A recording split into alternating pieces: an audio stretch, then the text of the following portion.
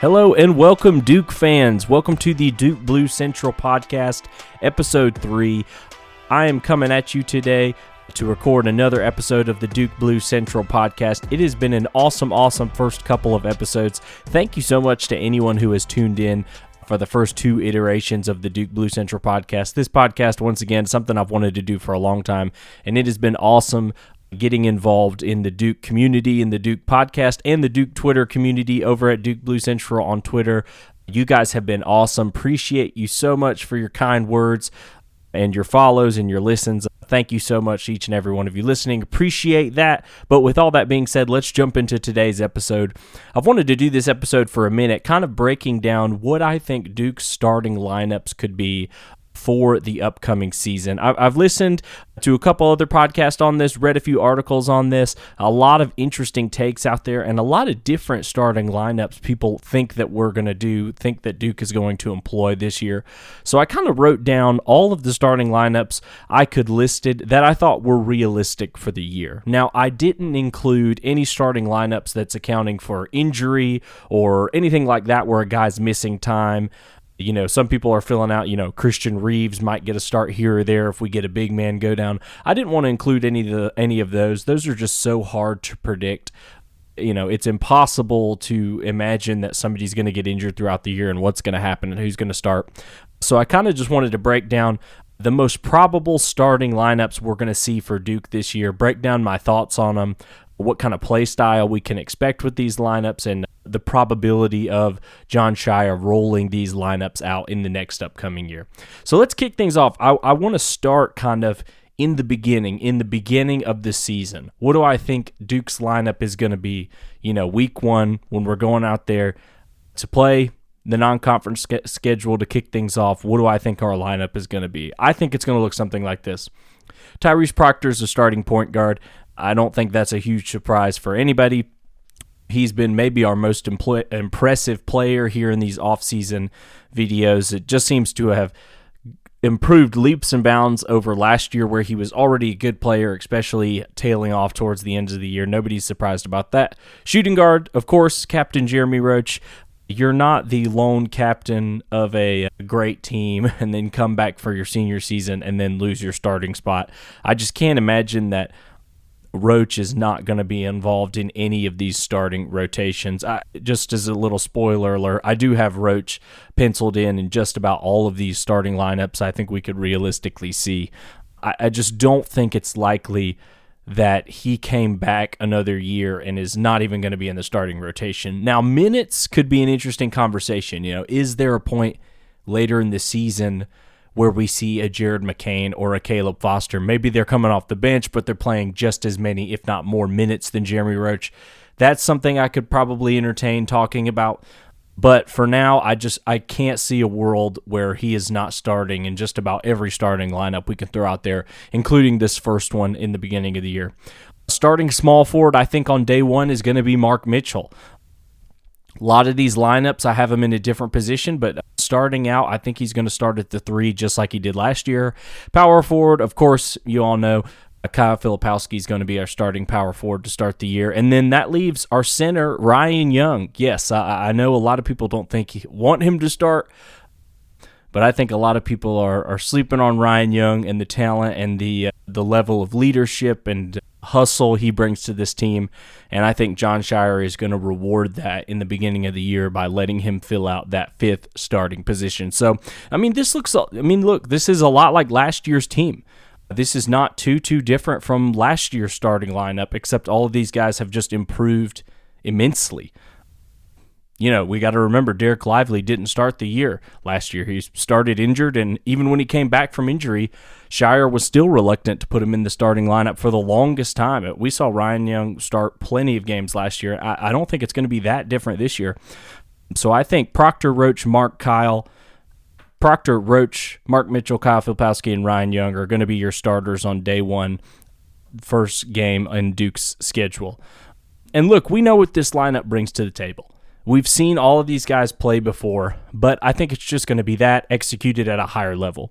These guys have had a whole season to gel with each other, to know what each other do, to know what each of them do well, to put them in the right situations to score, the right situations on defense. I think this lineup is great.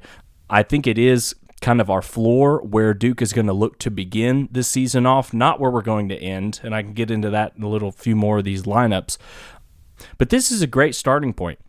I do think Ryan Young has a great chance to be a captain on this year's team. I would love to see that. It sounded like last year he was really instrumental in the team's run towards the end of the year. He not necessarily on the floor, but it sounded like he was a huge locker room piece of like, hey guys, everybody talks about that after Miami game when Duke actually just got skunked at Miami.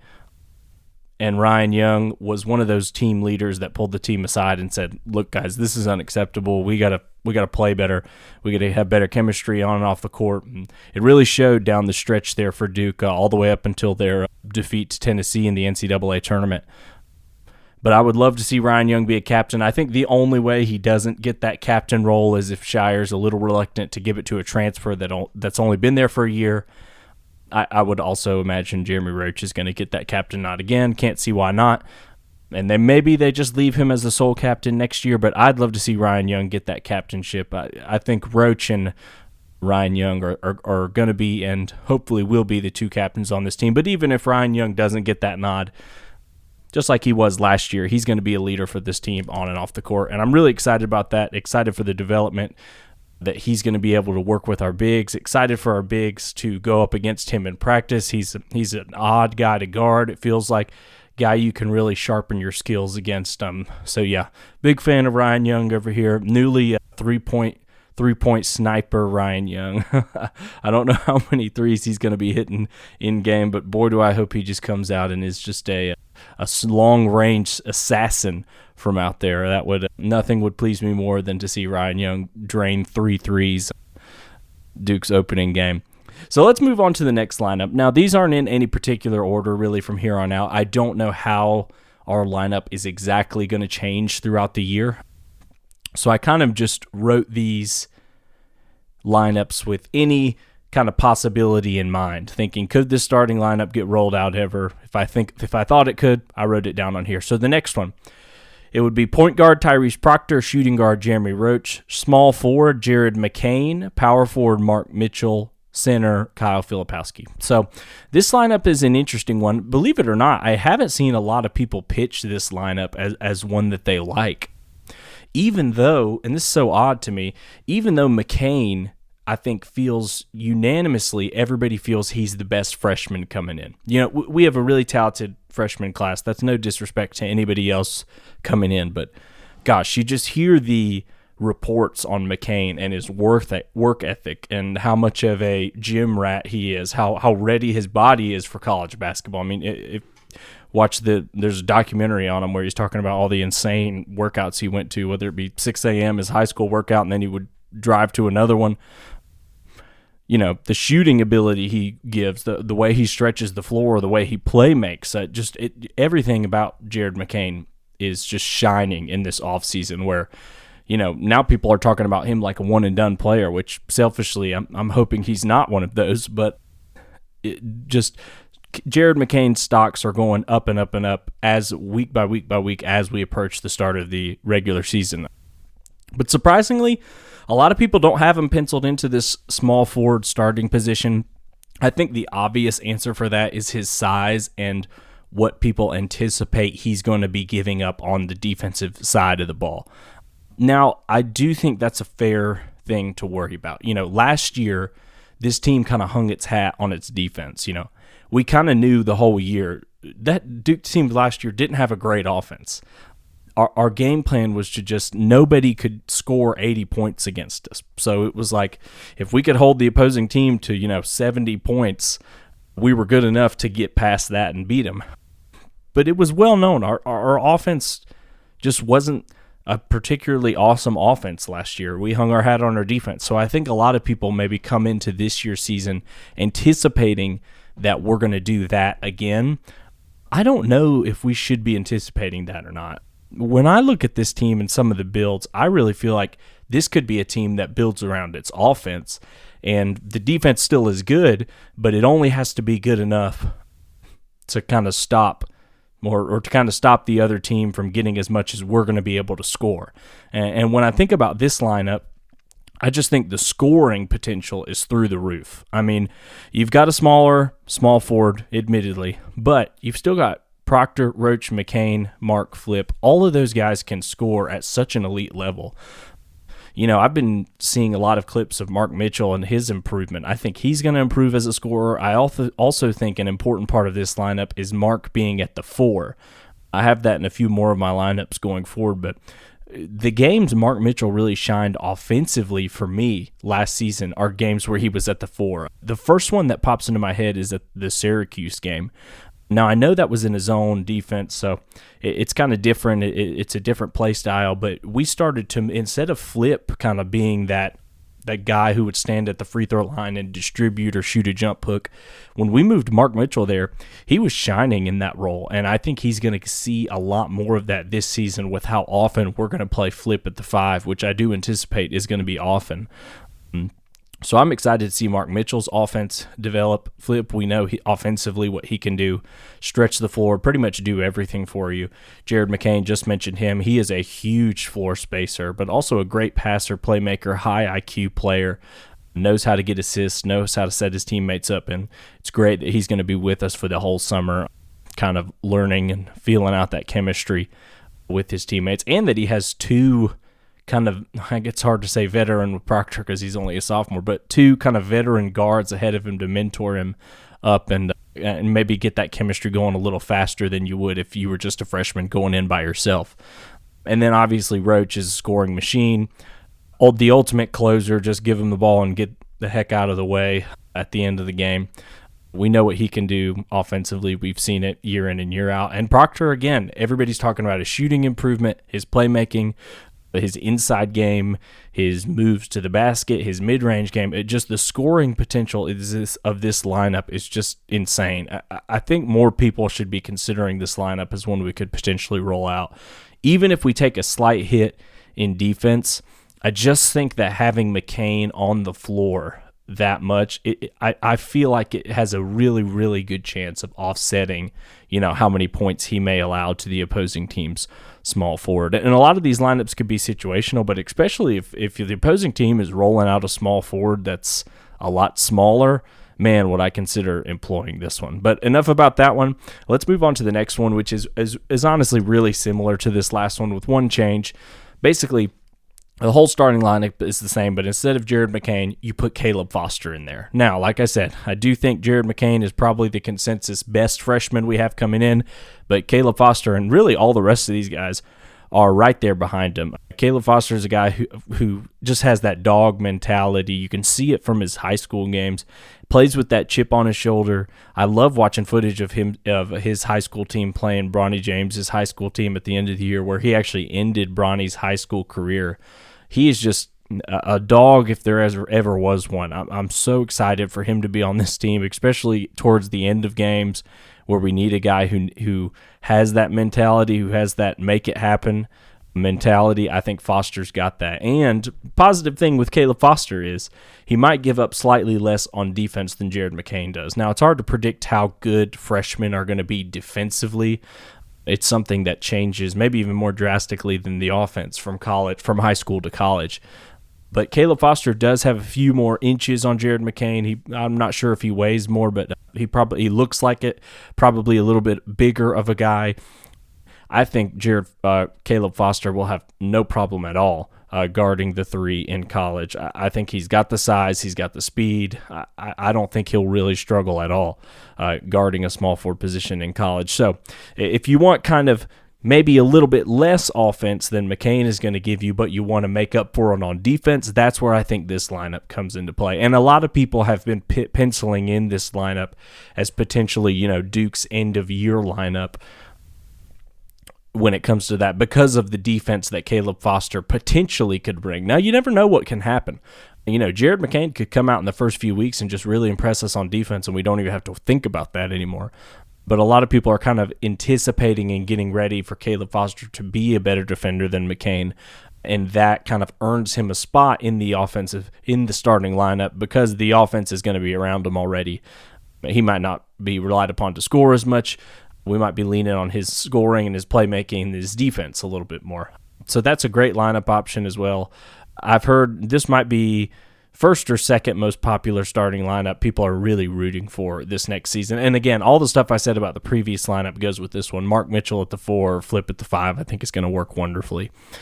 Okay, so this next lineup, and man, I don't know about any more, but for the longest time, this is the lineup I was maybe the most excited about. And that's point guard Tyrese Proctor, shooting guard Jeremy Roach. No change there really throughout all these. Small forward Mark Mitchell, power forward Sean Stewart, and then center Kyle Filipowski. This lineup is a really interesting one.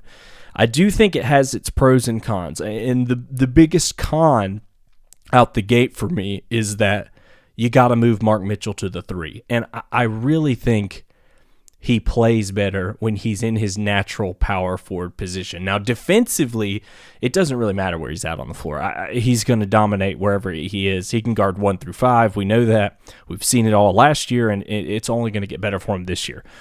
But offensively, I do think Mark Mitchell takes a hit when he's forced to play that 3 position, and there's 2 bigs kind of clogging the lane down there for him. He's a driver.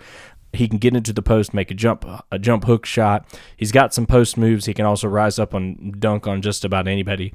When there's 2 bigs down there on the block, though, I think he has a harder time doing that, and he tends to just kind of stick around those corners and search for those corner threes, which is not a bad thing. He was good hitting those for us last season. But I do think Mark Mitchell's offensive ceiling takes a hit with this lineup. But positives, you get Sean Stewart at the 4 on the low block with Kyle Filipowski. And I think if you're just looking purely defensively without giving too much on offense, giving up too much on offense, this is potentially the best lineup.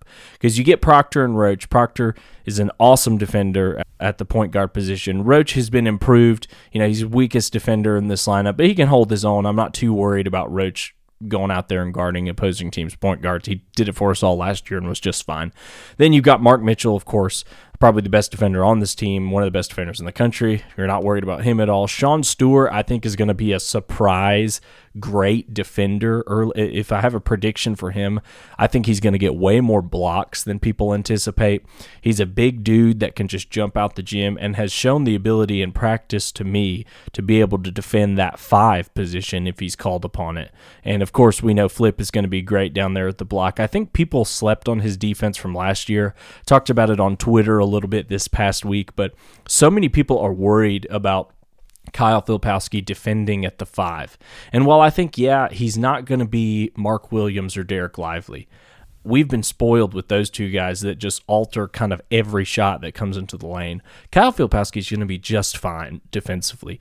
He's a huge dude, over 7 feet tall. I think he weighs 250. He's going to be just fine down there at the 5 position. And what he offers offensively against 5s is just going to be ridiculous. I mean, imagine him taking all these college centers out to the 3-point line and then have them having to guard him from out there. It's just going to be a massacre for Flip on offense. But Filipowski is going to be just fine defensively at the 5. I have no worries about him defending that position. But Sean Stewart beside him gives him that kind of constant block threat. Not as much as Mark Williams and Derek Lively would get, but I think Sean Stewart's going to be sneaky good defensively, just an athletic dude that I think is going to have the potential to kind of guard a lot of positions as well. And I also think there's something else to point out about this lineup. Everybody says we're going to play fast this year, and I agree. I do think Duke was a super, super slow team, especially by Duke standards. We're usually a fast team. Duke was an ultra slow team last year. I remember laughing at, when we played Virginia every time. Normally when you're Duke and you're going to play Virginia, you got to be you're bummed out about the game because, this is going to be so slow. This is not the way we want to play. But it was this year when we played Virginia, it was totally flipped. It was hey, man, we're used to playing like this year. This isn't so much of a switch up. This is our normal style too now. But I do think this year we're going to play faster. But if Shire wants to, at any point in the year, slow it down like he did last year, maybe that's something I'm going to be really interested to watch how Shire coaches this team, because with everybody thinking we're going to play fast, I think he's even said we're going to play fast, but we're going to see this year is playing slow maybe part of just his coaching DNA? Or was it just something he did last year because we didn't want to force as many turnovers? Because, we didn't have the guys he felt that we needed to run the floor and space the floor like we may this year. I think people are writing off a little too quick that playing slow might just be in Jon Scheyer's DNA. Don't know if that's to be the case. That's just going to be something I'm watching this year. But if he wants to slow it down like he did last year, I think this is the lineup to do it with. Because you've got guys who are not necessarily going to stretch the floor as much. Sean Stewart's not going to stretch the floor. And you don't have your big shooters, McCain and Foster, out there. They're on the bench. So if he wants to play kind of the style of ball we played last year, I think this is the lineup we're going to see. I think this, for the longest time, this lineup was my favorite. I don't know if it is now. The great thing about this Duke team is that we can almost rotate that fifth starter spot based off of who we're playing. If we're playing a team that gets beat up on the boards a lot, we could play this lineup and, just kill them on the boards, because I think Sean Stewart's going to be an incredible rebounder, and we know Flip is. If we want to play fast, we take that spot out, put Jared McCain in there. We're not worried about him having to guard a small forward if they're a little bit smaller. A lot of options with this team. This lineup was my favorite for a long time, but we'll see. I'll tell you, I'm more and more just thinking we're going to want to have Jared McCain on the court as long as possible. The more I read about this kid, the more I watch about this kid, it's just, I'm wondering, are we going to get to a point in the season where we can afford to just not have him out there as much as we can? And even if that gives up a little defensively, I just feel like what he brings to the table offensively will offset that. Now, who knows? And I think there's a case to be made too, that him coming off the bench and being kind of like the captain of the second units, and just we put him in and say, just take over this game. You be the backup point guard. If Proctor's not playing, Roach isn't playing, or what, even if Roach is out there, you take primary ball handling responsibilities, play, make, shoot, score. There's a case to be made he could be used in that way, but I just think his minutes allocations got to be right. I'm more and more leaning towards we're just going to want to have McCain out there as much as possible. So that lineup is slowly becoming my favorite. But this lineup with Stewart and Flip at the low block is a really, really interesting one that I think we have a strong likelihood of seeing throughout the year, especially if Scheyer is a little reluctant to roll out that three-guard lineup, because this still lets us play Mark at the three, which defensively is great, but his offense takes a little bit of a hit.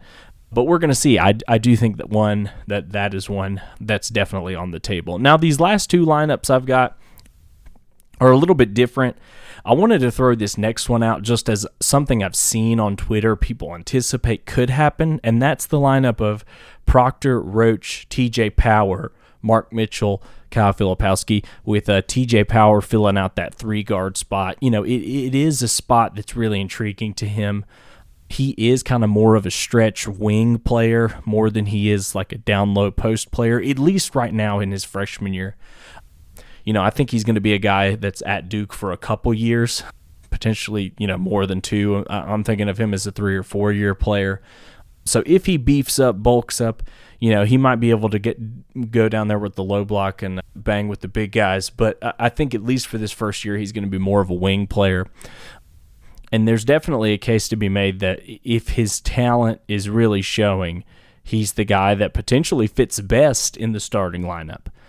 If he's everything, if he's all the player that, a lot of people expect him to be, he might be the guy that fits best with this Duke team in the starting lineup. You don't have to have three guards. He's got really big size. He would dwarf most small forwards that he's playing out there.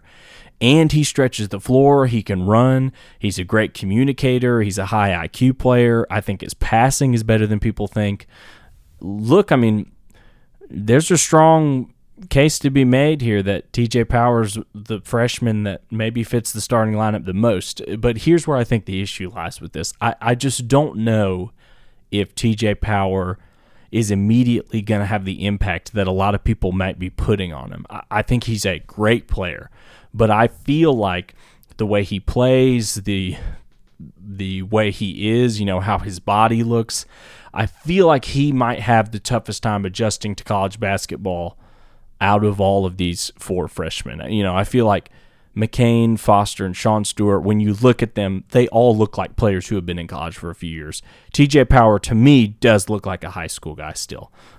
That being said, he doesn't look too that skinny or anything.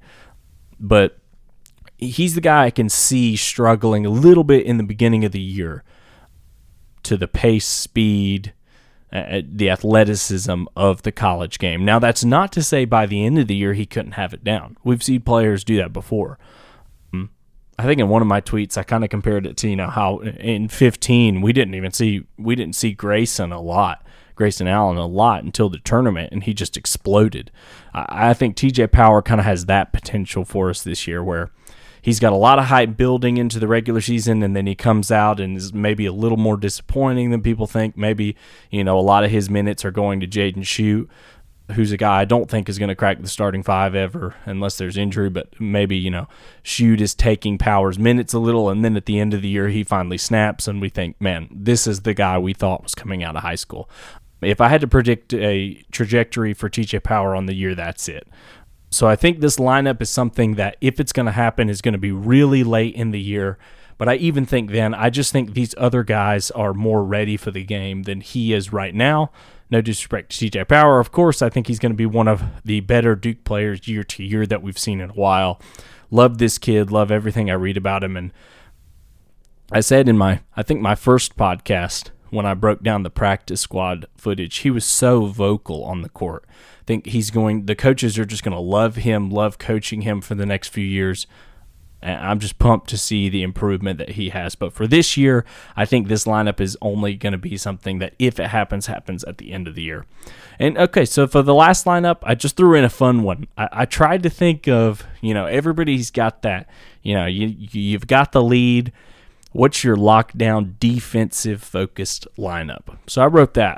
Here's a fun one that is, I don't think, ever going to start, but boy, would I love to see it get thrown out there a couple times throughout the year. So point guard, Tyrese Proctor. Shooting guard, Jalen Blakes. Small forward, Caleb Foster. Power forward, Mark Mitchell. Center, Kyle Filipowski or Christian Reeves. I would love to see the defensive potential of this lineup. And now I really just put Reeves in there because, if he in practice is nothing but a great defender, we might find a reason to put him in the game here. And I also could see a situation, where maybe we do Proctor, Blakes, put Mark at the 3, put Flip at the 4, and then put Reeves at the 5 as kind of just a shot blocking 5. I love to come up with these crazy defensive lineups. And as I was putting this one together, I just thought how crazy is it that this Duke lineup team, I tried to put this together specifically for defense, and even just this lineup, you can just see the depth of this team. Let's say we just go ultimate defense. Let's say it's Proctor, Blakes, Mark at the 3, Flip at the 4, and Christian Reeves at the 5. For Duke, we're thinking of that as okay, that's our just stop it. Just stop a bucket. We're up by 1 in the Carolina game at the Deaton Dome, and we just don't need them to score. There's 10 seconds left. Put that lineup in.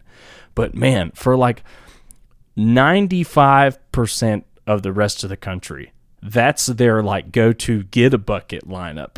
It's just so crazy how spoiled we can get as Duke fans when we're throwing out these guys that, a guy like Blakes, who could easily start at another program, and he's our defensive specialist. We've just got so many guys on this team that could just make a huge, huge impact here and at other schools. Just a great position to be in this year, where we've got so much depth and, no injuries, knock on wood, so far here in the offseason. But it is going to be an exciting year for the Duke Blue Devils. I'm excited to see what lineups we roll out there. Let me know what lineups you think we're going to roll out there. You can follow me over at Duke Blue Central on Twitter. It has been an awesome time with you today. Not sure when the next episode is going to drop. Just to let you guys know, kind of a roadmap of the future of this podcast. Right now, it's kind of a lull for Duke basketball. We're in the off season, kind of summer work has wrapped up. We're a few months out from the regular season. I do anticipate, doing more episodes leading up to the season, maybe any recruiting news that happens, anything big that happens. If I want to break down some more footage from a scrimmage, I'm definitely going to be open to doing an episode on that. Might even have a few guests on the show. I would love to have some guests on the show and kind of get their opinions on what this year is going to look like for Duke. I'd also love to do a predictions episode where I kind of predict all of Duke's game. I'd love to go through the whole season and just predict every game. Probably going to be wildly inaccurate, but it's fun. So I'd love to do that. Love to also predict kind of what players' stats are going to be throughout the year. I really, really enjoy listening to those types of shows, so I figured I'd do one myself. But during the season, this show is really going to amp up. I'm a big fan of instant reaction kind of post-game podcast. So the plan is right now that after every Duke game I just want to sit down and record an episode going over kind of recapping what happened. Hopefully a lot of wins in that show. It's a lot more fun doing that when Duke wins rather than when they lose. I might not want to record when we lose, but needless to say, that's going to be kind of a big season, I think, for the podcast, where we're just going to be breaking down every game. Hopefully that's something where, we play a game, I can record a podcast and get it out immediately so you guys can have something to listen to that night that recap the game. That's kind of my goal for this show. But right now, we're in the summer. We're still counting down the months for Duke basketball to kick off. I'll try to come at you with another episode in the next week or so. We'll see what that's going to be about. But yeah, you can give me a follow over on Duke Blue Central at Twitter. Would love to get your follow and get your comments, get your feedback on the show or anything I tweet. Also, if you want to help out the show, the best way you can do that is by following and leaving a rating wherever you're at. Leave a 5-star rating on Spotify, Apple Podcasts, wherever you're listening to. That really helps the show get out to other Duke fans. And yeah, share it with all of your Duke friends. Appreciate you guys for listening. Go Blue Devils.